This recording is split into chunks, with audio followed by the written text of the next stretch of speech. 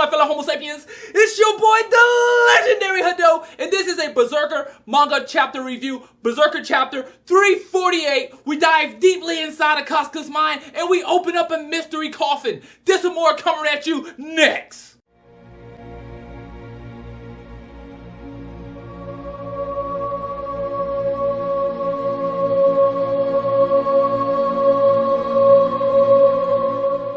So if you haven't checked out the manga, please go check out the manga before checking out this review, because this review is going to have tons of spoilers. So let's go ahead and hop right into the review.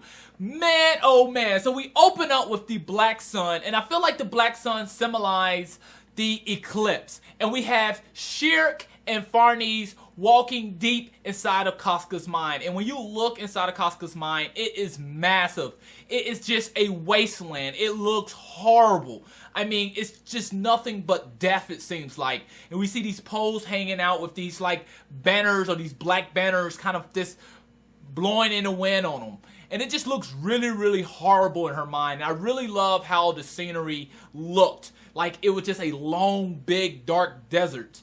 There was just really not a lot of stuff there. And in the distance, we can see like some type of hill, but it looks extremely horrible and scary. Like someone came in and just raped the land.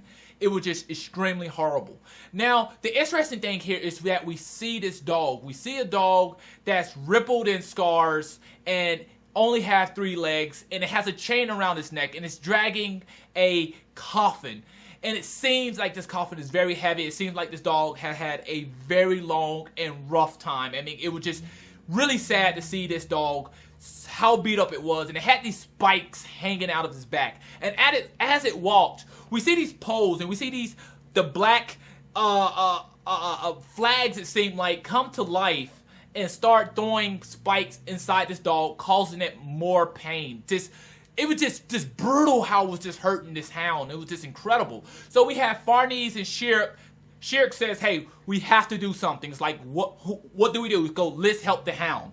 And what they end up doing, they end up using some of their powers, using some of their tricks to get these spirit demons, or whatever you want to call them, and get them to fly away. Now, another thing that I noticed in this dream realm inside of Casca's mind, it seems to be massive. You know, it seems to be endless. So it seems like they're trying to focus on a specific point to go from point A to point B, because dreams are sometimes massive. So we have Shirk. She's going to this hound, and she uses her staff to pull the spikes, to disintegrate the spikes out of the hound's back. And it seems that she's going in to help her. However, we have Farnese on the side, and she's like, is this safe? Is this okay? But Shirk seems to be able to communicate to the hound. Shirk seems to know how the hound is feeling, and she's checking the hound. She's trying to help this hound. And one thing that she noticed is that the hound has the symbol marked on his back. And I'm like, that's interesting. And Shirk goes, this is guts. This is guts in Casca's mind. And then it hits me, and it's like, yo, that's crazy. You know what I'm saying? You got the hound, he got all the wounds on him, he's missing the arm. I mean, it was like, yo, even have the symbol so I can see it now. So we notice the casket, the casket, and they go to it, and they attempt to open up the casket. They finally cracks it open, and inside that casket is a broken doll.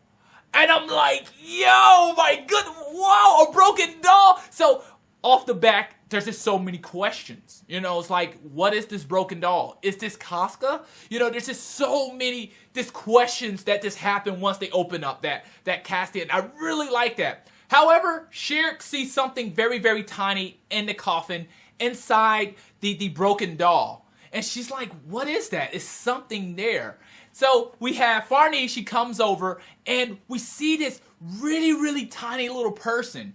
And it seems to be like a fragment, perhaps, of Casca. You know, it's just this really tiny, carefree little character. Now, one thing I gotta say here is that the little tiny person was extremely cute. I'm gonna be honest, it was definitely a different take, because in Berserker, we don't see a lot of cute things. I was really happy to see this little tiny Casca, it seems like, inside this broken doll. It was really adorable. I mean, the cutest thing we have seen so far is probably like when Puck was first introduced. So I really like that little cute person. So we have Farnese, she goes in, she tries to communicate to the tiny tiny person. The tiny person seems scared, and it bounces out, jumps out, it goes in her hand, and just runs around in her hand and slides around. It's just this carefree little Casca, kind of like how Casca is now, you know, just kind of really carefree at times. And I really like that. I'm like, that's really, really interesting. So they end up putting the little person back into the coffin because we don't want the wind to blow her away of anything of that nature. But not just that, if that little person gets lost or something happens to that person, it could affect Casca in the real world. So at this moment, we start to see Farnese and Shirk see something in the distance. It seems like it's a faint light, something very, very small, and it seems like they're going to just go ahead and start following the guidance. Basically, they're going to follow this faint light, and that was the end of the chapter itself. Now, even though that was the end of the chapter itself, and they seen the faint light, it seems like they're going to be traveling deeper inside of Casca's mind. And I'm like, yes, that is going to be awesome. So overall, what do I feel about this chapter? Well, I'm going to be honest with you. I mean, straight from the heart, I was just mind blown.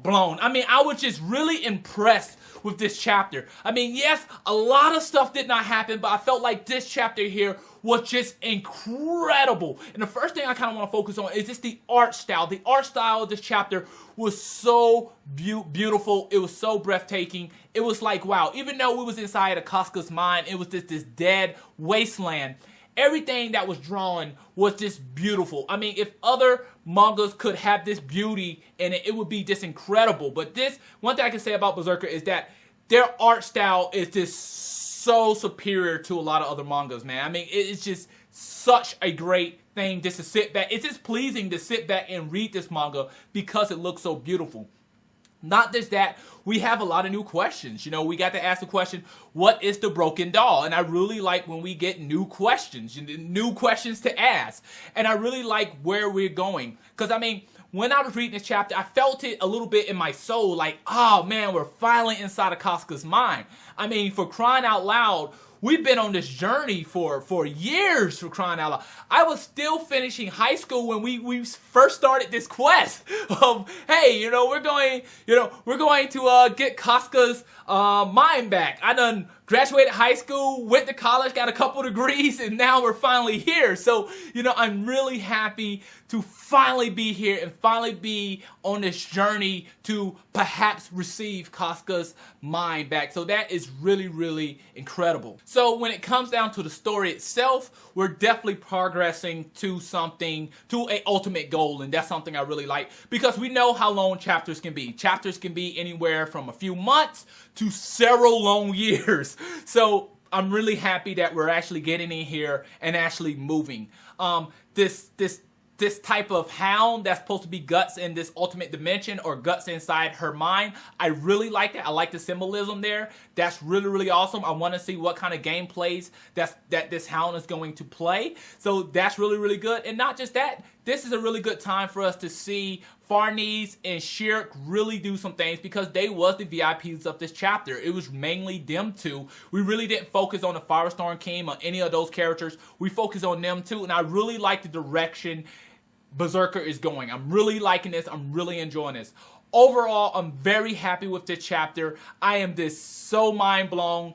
This was just a great chapter overall. It was beautiful and it was extremely short. And I think that's good because if you're reading a manga chapter and it feels long, that kind of takes away where when it's really, really good, a real good chapter is going to feel short. It's going to have the reader wanting more, and that's one thing I like about Berserker. It had me wanting more. I was desperate. I really wanted some more manga. I really wanted some more storyline. However, we got to wait to, I believe, late April before we get some more information, but overall, this was a great chapter. I enjoyed it. In my personal opinion, I felt like this was one of the better chapters that we have had in the last several months. So overall, really, really great chapter. But that's all I have for today. Please let me know how you felt about this chapter in the comment box below. If I left something out, please let me know in the comment box below. But please rate, subscribe, comment, and share. It really helps the channel. Thanks for watching. Mata ne.